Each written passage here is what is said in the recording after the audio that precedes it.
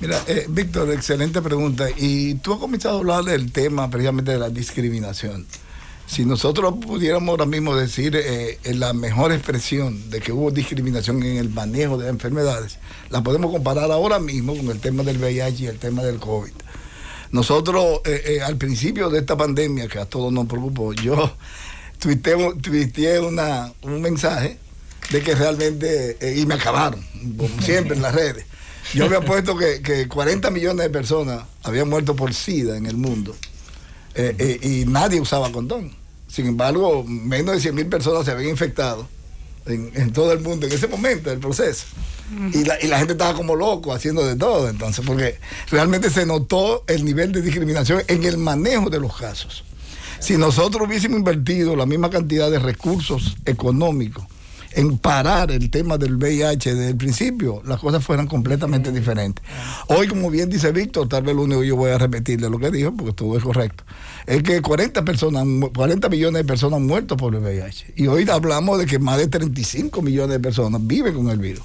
De eso, solamente el 50% alrededor, tal vez un poquito más, un poquito menos, tiene acceso a medicamentos antirretrovirales, que es hoy la diferencia. O sea, que estamos hablando de que en el día de hoy la diferencia entre la vida y la muerte de una persona con VIH son los medicamentos antirretrovirales, que ahí estamos en este Decían los viejos del campo, llévame al paso que soy gambao. Sí.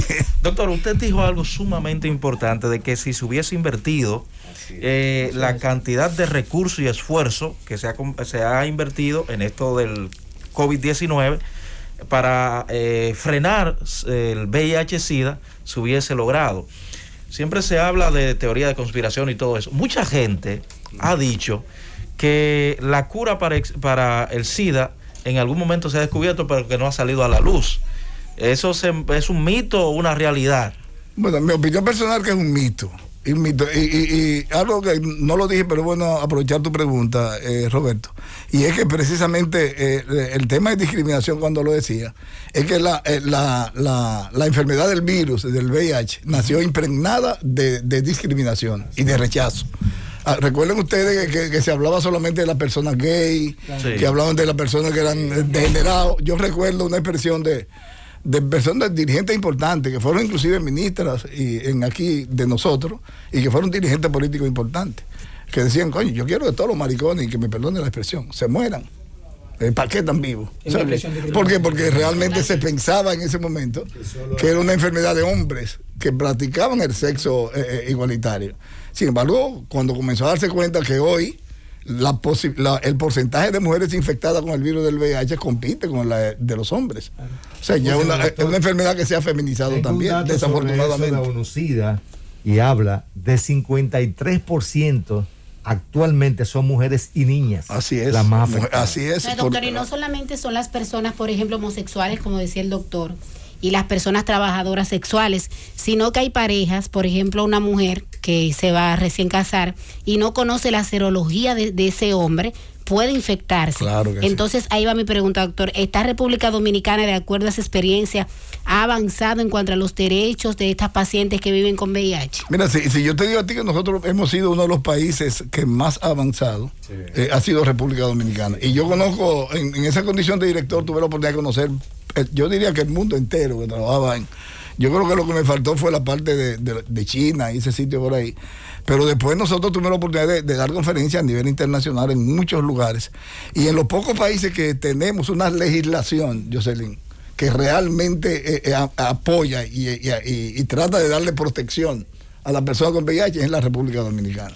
Y ahí está la ley 135-11, que es la ley que regula el comportamiento. Sin embargo, la misma ley tiene dos debilidades, que son los artículos 187 y 198 y 99, creo que por ahí, que habla de penalización a la persona, como bien decía Jocelyn, de que una persona tiene sexo con otra persona y le transmite el virus, esa persona puede ser so pena de ser condenado a 20 años, cosa que no debió ocurrir. Entonces es correcto, por ejemplo, una persona que se vaya a casar con otro, que le exija una prueba de VIH. Bueno, cuando hay una sexualidad responsable debiera exigirse. Sí. Y de manera voluntaria. Claro. La doctora Norma tiene una inquietud. Sí, Adelante, a propósito de lo que decía el doctor Víctor Terrero, coincido con su opinión. Nosotros somos de los países que más así tú y yo, tú sabemos, avanzado en lo que tiene que ver con la estrategia para personas que viven con el VIH y para el manejo del SIDA. Efectivamente, la ley 135-11, que es la que define la estrategia, ¿verdad?, para el manejo, tratamiento, diagnóstico oportuno de los pacientes que viven con VIH y el SIDA. Pero no solamente eso, doctor, también nuestro país es signatario y compromisario de la estrategia 90-90-90, que la ha definido la Organización Mundial de la Salud, que quiere decir 90-90-90, que el 90% para el 2020, ¿verdad?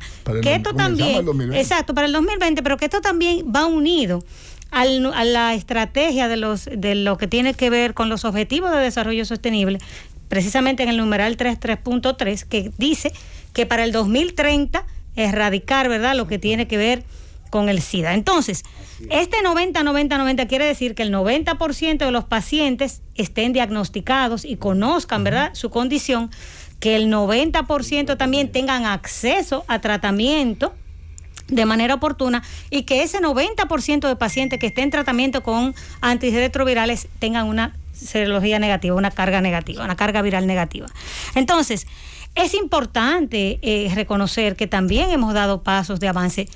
No obstante, sabemos que han habido muchos obstáculos, ¿verdad?, o debilidades en el proceso, pero sí que hemos ido avanzando. Claro, en estos días, doctor, y a propósito de eso va mi intervención y mi pregunta, escuchamos a organizaciones no gubernamentales, asociaciones de pacientes que conviven con el VIH quejarse de que en este momento tienen difícil o poco acceso a los antirretrovirales y que temen que para el año próximo, debido a una serie de factores que ya usted lo explicará, están temiendo que se van a quedar sin esos medicamentos. ¿Cuál es la realidad de esto que afecta a tanta gente que conviven con el VIH en nuestro país? Yo siempre he dicho que lo bueno de participar en un programa con médicos y que sepan de esto es que uno tiene mucho esfuerzo en hablar, ¿eh? No, de verdad, Rafael. Eso es pues Nordi es una experta. No, el experto es usted, maestro. Y bueno, tú también, ¿no? Roberto, yo no sé cuál es tu especialidad. No, el área de psicología del periodismo. Y médico. Pero realmente es una ventaja, porque tú has dicho que todo. Por cierto, hay una situación bastante difícil en los pacientes diagnosticados con SIDA, esa parte psicológica. Esa parte entra en la comunicación. Que tiene que trabajar y la experiencia mía con hacer talleres a nivel de, y perdóname dejar un chindeto, de hacer talleres a nivel de capacitación, que nosotros lo hicimos durante cada los 8 años que duramos en el gozo, fue porque fui yo invitado a un programa de lujo de aquí de la televisión dominicana de entrevistar de personas periodistas connotados de la República Dominicana, y digo connotados de verdad, porque el que tú sepas o no sepas de VIH es una cosa ilógica. Y él me hizo una pregunta dentro de todo lo que me hizo, y que inclusive todo el mundo llamó, que me dijo: doctor, una pregunta, yo estoy preocupado. Si una persona bebe agua, si una persona con el VIH bebe con un vaso y bebe agua, y yo bebo después, ¿me la pega? O si una persona habla por teléfono y yo hablo por teléfono de no me lo pega, o se pone una ropa. Y yo digo, bueno, si a 36 años después de la investigación del VIH estamos haciendo este tipo de preguntas, es porque caramba. Todavía hay personas que tienen mucho temor. Y ahí está el asunto. Mira, lo que tú hablabas de los medicamentos es realmente alarmante y es peligroso. Si hay una enfermedad que es mala, que no es cuestión bueno, el COVID, el que se complica, sí es problemático. Claro. Pero tú con el VIH, si tú no llevas tus medicamentos, y tú lo sabes tanto como yo, igual que todos los médicos que estamos aquí, el paciente se va a deteriorar. Sí. Yo recuerdo en el periodo del 2000-2004, y yo no quiero que me vean como un aspecto político. No. O sea, yo tengo que expresar lo que yo sentí.